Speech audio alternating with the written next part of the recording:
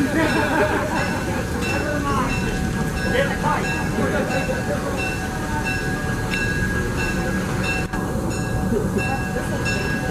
just walked all the way over there instead of coming and saying hi to me.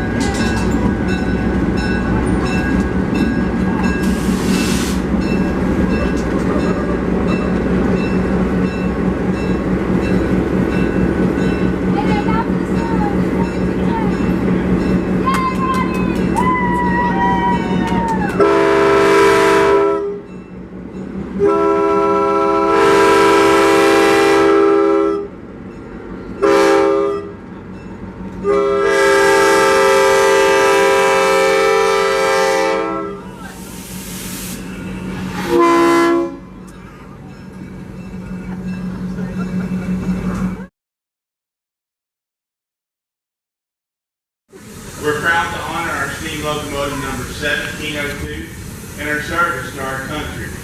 I'm Marshall Harris, and I'm the Steam Locomotive foreman here at GSMR. This is Brent Kinsey. He's our fireman, engineer. This is Avery Church. He's machinist, conductor, and fireman. They were on the engine with me today. And this is all the crew here that's lined up along here that keeps her looking great and keeps her running great. So at this time, let's give him a round of applause. Woo! Woo! And Avery, tell us a little bit about her heritage. It is a good thing to let another generation know what a steam locomotive is. These words, said by Southern Railway's Vice President Graham Slater in 1966, stand true today. 58 years later, we are proud to continue this legacy by sharing our steam locomotive with the next generation. We are here today to honor our steam locomotive number 1702 for her military service and to honor the local veterans at GSMR and in our community. Steam locomotives just like this one played a crucial role in building the nation we call home today and connected this area of western North Carolina with the outside world like never seen before. These engines were living, breathing machines building our world as we know it, along with the men and women who operated them. We are so proud to carry on this legacy 136 years after the first of these machines arrived here in Bryson City. The 1702 is especially significant, serving our country in the U.S. Army Transportation Corps. She is a member of the largest class of steam locomotives ever built, the S160 Class. With 2,120 examples built, these war machines were sent around the world to defend our freedoms. The 1702 was built in September of 1942 by the Baldwin Locomotive Works and served here in North Carolina at Fort Bragg, now called Fort Liberty, moving men and equipment to prepare them for the front lines. We are so proud to recognize not only her military service today, but also any veterans here with us. On behalf of all of us, we thank you for the sacrifices that you have made, and we appreciate your service to our nation. Yeah! Woo! Speaker is going to be this man here beside me. His name is Tim. Just like the 1702, he served our nation in the U.S. Army Transportation Corps. Tim will be speaking to honor the 1702 for her service. Thank you, Avery. They asked me to speak on 1702. And 1702 is a veteran. So that's what I'm going to speak about, her being a veteran. And what is a veteran? The definition of a veteran is as follows. Under federal law, a veteran is defined as anyone who served in active military, naval, or air service, and who was discharged or released under conditions other than dishonorable. They call her 1702, and she is a veteran. When needed, she was there. She was young but strong, untrained but eager, untested. When the war broke out, she, along with thousands of others, were assembled, configured into well-oiled machines, unique in their design, prepared to perform their duty wherever they were needed. Some said they would be used here at home. Others said that they were going to be destined for Europe. To us, to her, it made no difference where they were going. They were made to serve. Once they were ready, they received their orders. Some went to North Africa, some to Asia, Britain, Europe. Some of us stayed here at home, supporting all of those that stood in harm's way. They worked hard. They worked long, oftentimes several days without rest. Those in battle, they needed them. They would not, they could not sleep. They could not stop. For those that stood on the wall, depended upon them. Her services to her country were no longer needed. She was still very young. She was trained to work. She was good at what she did. Now, what was she to do? She took on several jobs. She worked in Arkansas, spent time in Nebraska, finally came back to where it all started. Her tour of duty started here, again in North Carolina. There have been good times, there have been bad times, and yet she has survived them all. You may ask, how did she survive? I'll answer it this way. She is, and always will be, a veteran. She's a veteran. They call her 1702. Thank you.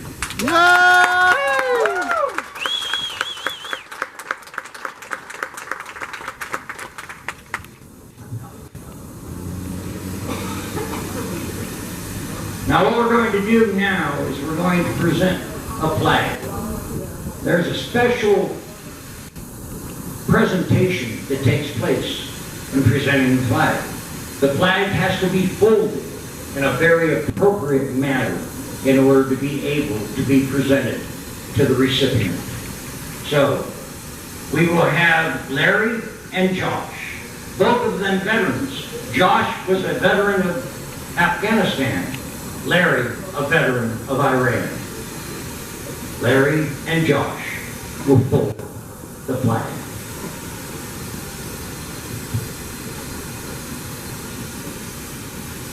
This is a very, very honorable type of presentation. So if you are wearing a hat, please remove your hat and keep silence during the folding of the flag.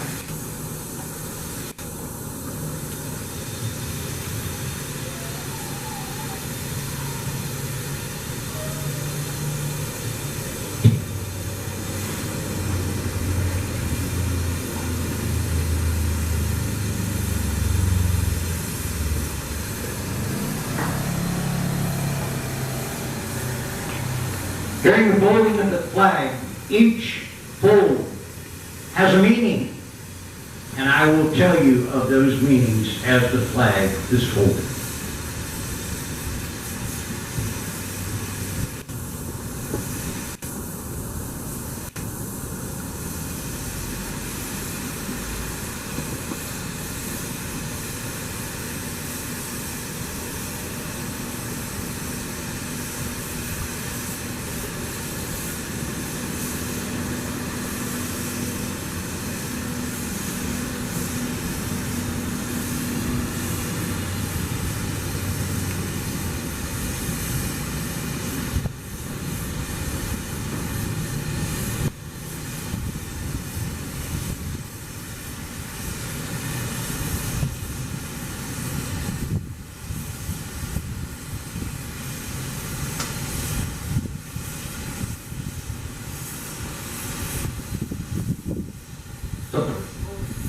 The first fold is in honor of the 13 original colonies and our forefathers who founded this great nation. We salute you. Fold number 2, to the men who died in the war for independence. We salute you. Number 3, to those men who fell in the War of 1812 to preserve our freedom. We salute you. Fold number 4, To the brave soldiers on both sides, the North and the South, in the Civil War, we salute you. Number 5, to those who shed their blood in the name of hope and freedom in the World War I, the Great War, we salute you. Number 6, for our fathers and sons who died in the terrible battles of World War II, we salute you. Number 7, to the men who fought in Korea, we salute you. Number 8, for the brave men and women of our armed forces who died in the jungles of Vietnam, whose names will live on forever on that hallowed wall, we salute you. Full number 9, for all those that have stood watch on the wall, protecting those in need, wherever they were called to be, we salute you. Number 10, for the children of today, who will be our leaders and soldiers of tomorrow, we salute you. Number 11, to our parents, our families who supported us with love, respect, we salute you. Number 12, men and women serving today in the armed forces, we salute you.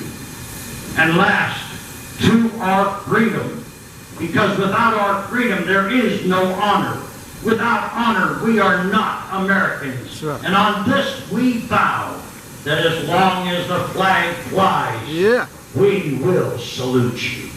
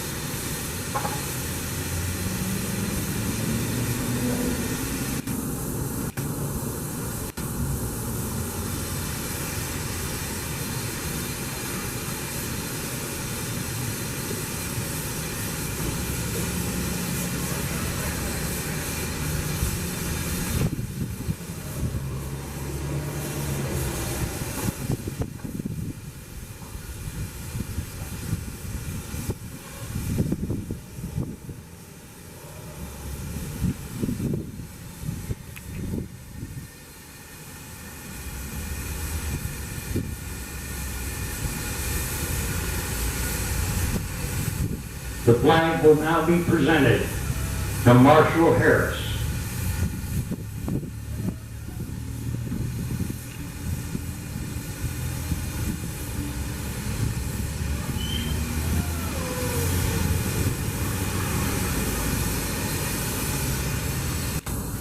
The day before our birthday of our grand and glorious Republic, the United States of America. Yeah! God bless America! Woo! Woo!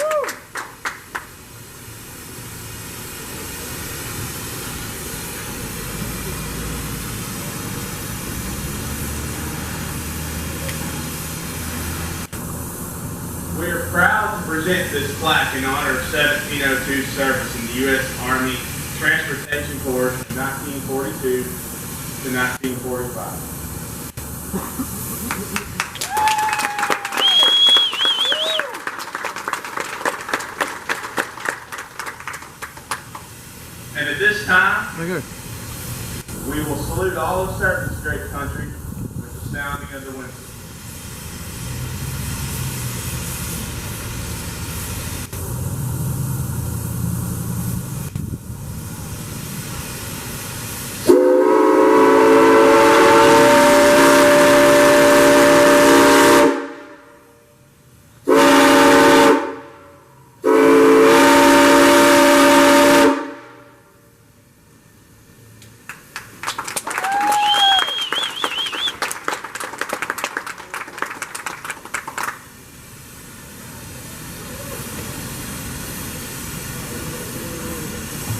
Ladies and gentlemen, that does conclude our ceremony. Thank you so much for your attendance. We still have our red, white, and steam fest going on the other side of our depot. In addition, if you want any photos or want to look at the original schematics of Step 2, they are up here at the front of the engine.